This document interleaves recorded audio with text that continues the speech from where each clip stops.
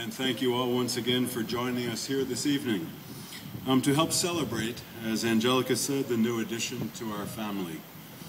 I have never given a speech about an automobile before, although when it's a Bentley Mulsanne, one does make exceptions.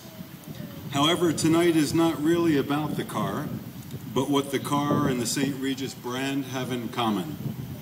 Our St. Regis brand is all about exceeding guest expectations while offering the highest expression of personalization, including, of course, transportation.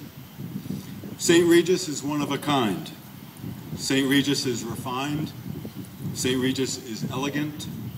St. Regis is seductive. St. Regis is sophisticated.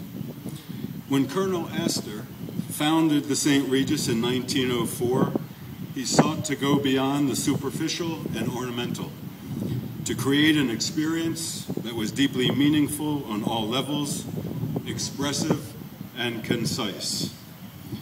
As is St. Regis, our Bentley is all about tradition. It is timeless, tailored, and tantalizing. And like the St. Regis guest, our Bentley is contemporary, dedicated to sensual pleasure, and committed to the art of living. The St. Regis guest expects the very best and entrusts us to deliver no less. Our celebration tonight is about going above and beyond expectations, and a celebration to the past, future, rare, and refined. There is no address like the St. Regis. To assist me in introducing the new member of our family, please allow me to introduce our Director of Restaurants, Leon Pellicer, to do our ritual of savoring to toast our new member. Leon. Thank you kindly. Good evening. At the St. Regis, we believe in tradition, and tradition has become part of our legacy.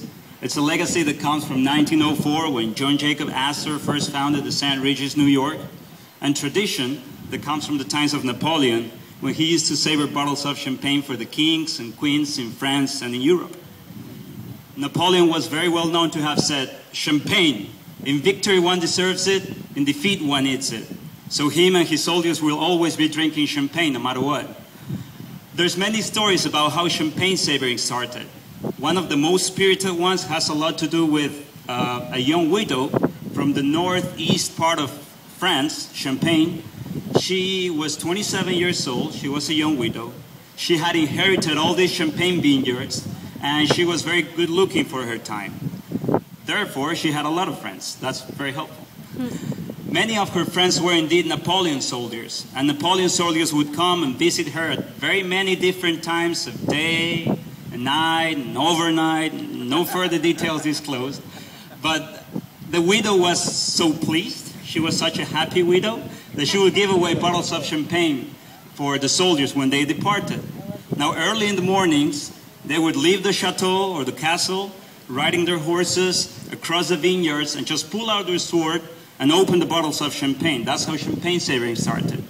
Here at the St. Regis Bahía Beach, we do it as a tradition, as a ritual, to celebrate the transition from the days into the evenings, every Friday and Saturdays at the St. Regis Bar.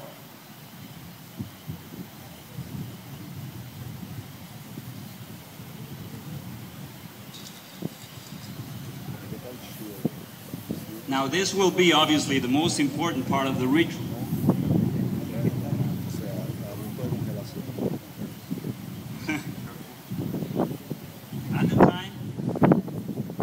At the time, Napoleon would savor champagne for the kings and queens in France and in Europe, but tonight, we savor champagne for the kings and queens at the St. Regis Bahía Beach Resort.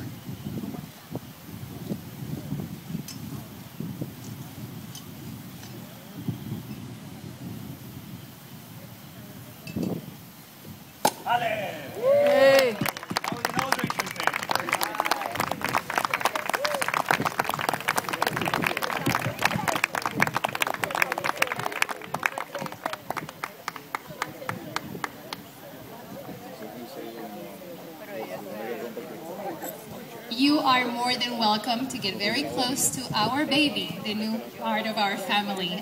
It is an amazing vehicle, so feel free to pass by, touch it, smell it, go inside, do everything you need to do.